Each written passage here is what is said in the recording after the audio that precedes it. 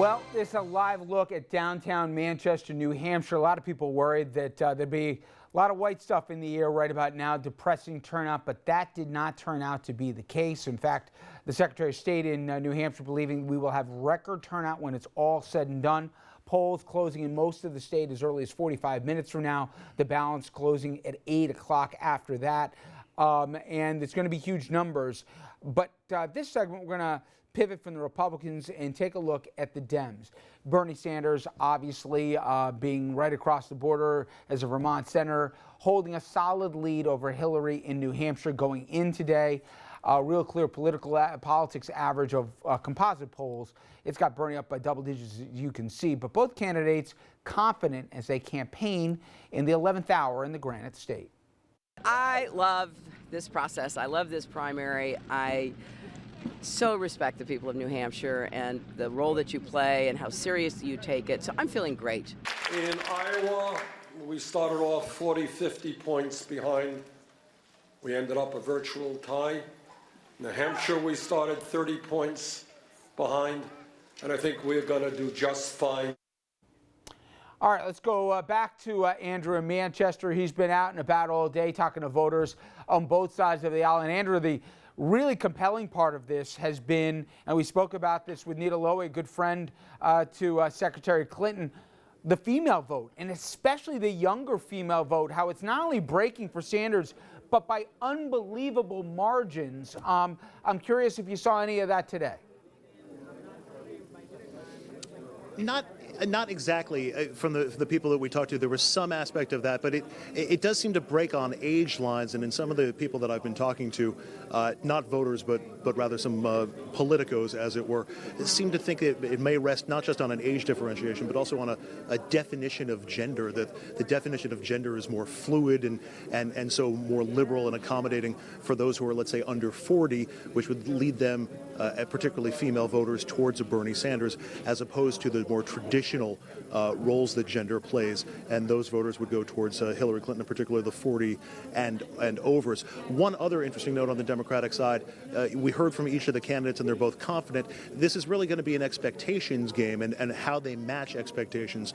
Bernie Sanders is now the favorite in this race. If it's a single-digit win for Bernie Sanders tonight, that may not match the expectation of a big blowout that a lot of people were expecting, whereas Hillary Clinton, it's just the opposite. If she can come in within a single-digit deficit to Bernie Sanders, she can claim victory, whereas if it's 10 points or more, it'll be harder for her to do that. Now, of course, the Clintons have been pulling out all of the stops. We've seen Hillary, we've seen Bill Clinton, we've seen Chelsea Clinton, we even saw Ted Danson and Mary Steenburgen out on the trail today trying to do their best to rally support for Hillary Clinton. But it seems like late deciding voters that we talked to, they may be leaning towards Bernie Sanders, and we got a sense of that from the Sanders supporter that you'll hear from in just a second, and it was more of a long-term support for Hillary from the Hillary supporter we spoke to. Take a look.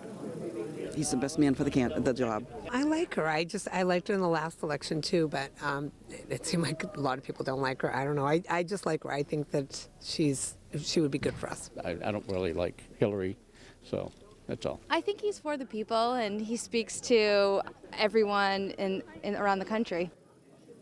Now, the other anecdotal aspect in all of this leading up to the vote results are the crowd sizes that we've seen at the different events, both Bernie and Hillary drawing big crowds.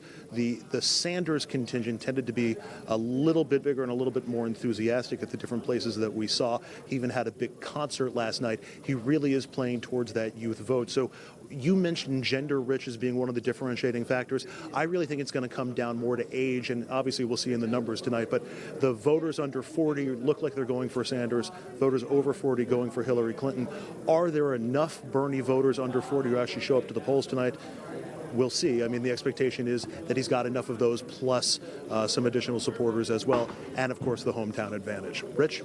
All right, Andrew, thank you very much. Let's bring in Dominic Carter, political journalist and author.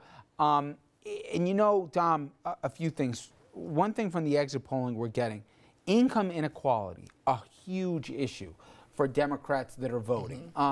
Less of the anti-establishment than we're seeing from some of the Republicans, at least if you believe the exit polls. But the anger that the economy is not only going the wrong way for him, but too much of it's centered on the 1%. That's good news for Sanders. Whether that's enough to win a national campaign, we'll find out here. But it looks like it's going to be a good night for him. If I were a betting man, I would say it's definitely going to be a good night for Bernie Sanders. That's not breaking news. No, but you said the margin is single digits, double digits. Who can claim kind of an expectation victory? Now, I do believe that Hillary, at the end of the day, Hillary Clinton may have a good night. But, Richard, keep in mind that as of today, exit polls, 3 out of 10 voters went in not knowing who they were going to vote for. So the unpredictable factor is really up there, as you've been talking about night after night. Hillary, if you're a Hillary supporter, you got to hope that she can keep Sanders' victory to single digits, because it's a couple of days before the next primary or caucus, and you know what those headlines are going to say. Yeah. She is going to take a tremendous hit when it comes to momentum. We've already are starting to see the stories as it relates to Hillary Clinton. Oh, expect major shakeups with the campaign. Bill and Hillary are not happy. Major changes are coming. But as David Axelrod tweeted out, if you look at 08 and you look now and you're still having problems, maybe it's the candidate and not the campaign. Now, obviously, Axelrod, as we know, was the architect, or one of them, for the Obama victories, both 4 and 8 years ago. To that end, we're also getting a few other pieces of news. One is we expect next week, apparently, national Democrats are going to start turning on Sanders publicly. They're going to wait till, obviously, all the results are in with New Hampshire, and then before South Carolina and Nevada, they're going to start making their presence heard in that they're like, this guy's not ready for prime time. The concern is, in general, he'd hurt the party, especially the more people learn about him potentially. I see that as, I get it, but I also see that potentially as risky, which Washington is not an asset lately for you. But it's interesting. Do you think she can rally the party, which will help her before Super Tuesday and certainly Super Tuesday? She can rally the party. Things are just going tough for her right now. If she can just make it to South Carolina, she will be okay. Richard, the fact of the matter is, national Democratic leaders, they have to start pointing this out. Because simply, I mean, with all due respect to Senator Sanders, you can promise pie in the sky. As you point out, how you're going to pay for it. Is it going to get past Congress? And we both know. The answer is no and no. The answer is, if you have socialists next to your name, whether this is fair or not, I'm not making judgments on it. Right. It's unprecedented to be elected as a president when you label yourself that way. Now, there's an interesting thing tomorrow. Al Sharpton and Bernie Sanders are going to get together in Harlem. Yes. Obviously, it's transparent what Bernie Sanders is trying to do. He's trying to expand from the youth enthusiasm, right, and the income inequality argument to I can have a voice with the minority population. Yes. Whether they buy it or not, I understand why Sharpton does it, right? It's an opportunity to get in front of the camera and be relevant. But it is interesting, the play nonetheless here. Could Sanders have an appeal to the African-American population in this country, kind of like a little bit the way Jimmy Carter did? I don't think so. And the reason why I don't think so, Bill and Hillary Clinton have spent years energizing, motivating, working with the black community. And the only reason why it was all bets off is because Obama came along, you know, the possibility of making history. But it is a good move for Sanders the day after his win in New Hampshire, if he wins tonight, to head to the mecca of the black community and come to Harlem, and all places, Sylvia's. That's the same place where Caroline Kennedy met with Sharpton. You know, when frankly, you gotta kiss the ring. Right. There's no other way to say this, Richard. When you're a major white politician, you come to Harlem, you meet Sharpton, and it happens at Sylvia's. And that sends the message to the black community of, hey, you know, maybe this guy is okay. I don't think it's going to work in Sanders' case, but these are things that he must do to have any shot at success in the future. What would you recommend on the menu?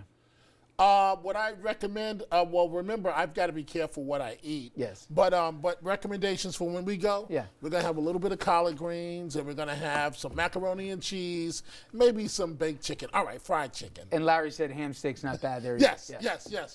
All right. Yes. Larry's correct. Stay with me, Dom. When we come back, we caught up with some of the big names in New Hampshire, including former GOP Governor John Sununu, who had quite a bit to say and an interesting read on the primary in his home state.